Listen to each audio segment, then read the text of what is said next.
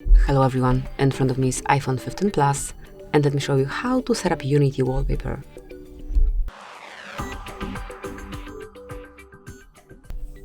At first open the settings, then to reach wallpapers just find it under settings list, go to wallpaper and click on add new wallpaper.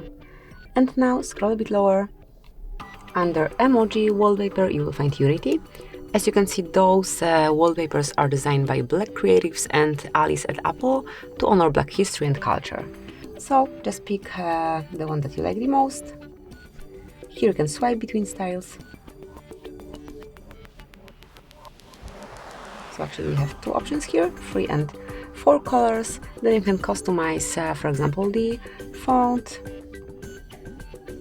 Then also the widgets. You can add some more widgets if you want to. And then to set it up, just click on add. Now decide if it's for both home and lock screens. If it is, click on set as wallpaper, and then if you wish to customize home screen separately, use the second button, but I would like to set it for both. And as you can see, from now on is covering home screen and also lock screen. And this is it. Thank you for watching. Please subscribe our channel and leave the thumbs up.